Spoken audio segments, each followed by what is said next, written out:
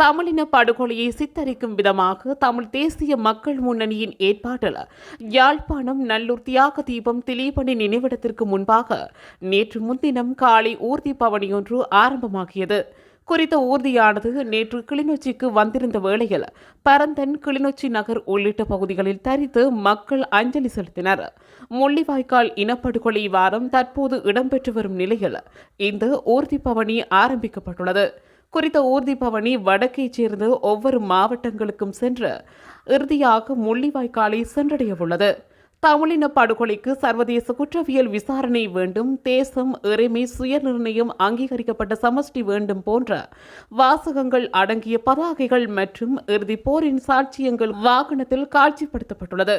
குறித்த வாகன பவனி மாவட்டந்தோறும் வீதிகளில் பயணிக்கும் போது பொதுமக்கள் அஞ்சலி செலுத்த முடியும் என தெரிவிக்கப்பட்டுள்ளது.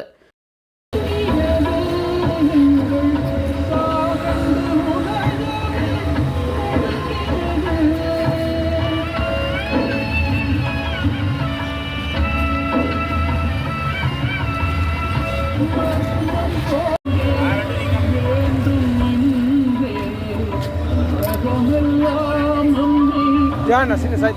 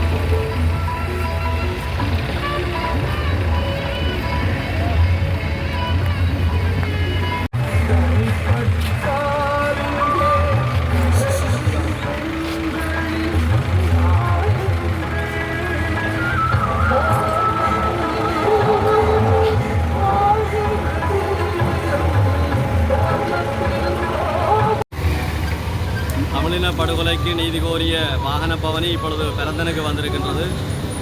நாங்கள் தொடர்ச்சியாக இந்த நினைவேந்தலை தாயகத்தினுடைய 8 மாவட்டங்களிலுமே முன்னெடுத்து வருகின்றோம். மக்கள் வழமை போல இந்த முறையும் பெருந்திரளாக திரண்டு இந்த தமிழின படுகொலைக்கு நீதி கோரிய இந்த நினைவேந்தல்களிலே ஈடுபட்டு வருகின்றார்கள். இப்பொழுது யாழ்ப்பாணத்திலிருந்து பழைக்கு வந்து பழையிலிருந்து பரந்தனுக்கு வந்திருக்கின்றோம். பரந்தனிலிருந்து மன்னாருக்கும் ஏனைய மாவட்டங்களுக்கும் இந்த ஊர்தி செல்ல இருக்கின்றது. தாயகத்திலே வாழுகின்ற எங்களுடைய உறவுகள், இறந்த எங்களுடைய படுகொலை செய்யப்பட்ட எங்களுடைய உறவுகளை நினைத்து இந்த வாகனத்தினுடைய நினைவேந்தல்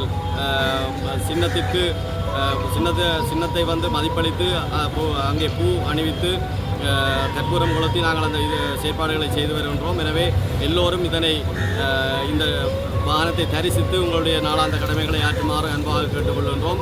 அண்மையிலே கனடாவிலே இந்த எங்களுடைய அளிக்கப்பட்ட மக்களுடைய இனவழிப்பு செய்யப்பட்ட மக்களுடைய நினைவேந்தல் தூபி ஒன்று அமைக்கப்பட்டது. சர்வதேச அளவிலே எங்களுக்கு பெருகி இந்த தமிழ் மக்களுக்கு பெருகி இருக்கக்கூடிய இந்த ஆதரவு நிலைப்பாட்டையும் கருத்தில் கொண்டு இதனை ஒரு முழுமையான கொள்கை முன்னெடுப்பாகவும் கருத்துரையாகவும் நாங்கள் சர்வதேசத்துக்கு எங்களுடைய வலிமையையும் உணர்வையும் சொல்லக்கூடிய ஒரு சந்தர்ப்பத்திலே நாங்கள் இருக்கின்றோம். எனவே மக்கள் திரண்டு ஆதரவளிக்குமாறும் திரண்டு இந்த நினைவேந்தல்களில் ஈடுபடுமாறும் அன்பாக கேட்டுக்கொள்கின்றோம். நன்றி. இதுபோன்ற செய்திகளை உடனுக்குடன் அறிந்து கொள்ள தமிழ் பிளஸ் யூடியூப் சேனலை மறக்காம சப்ஸ்கிரைப் பண்ணுங்க, கமெண்ட் பண்ணுங்க, ஷேர் பண்ணுங்க.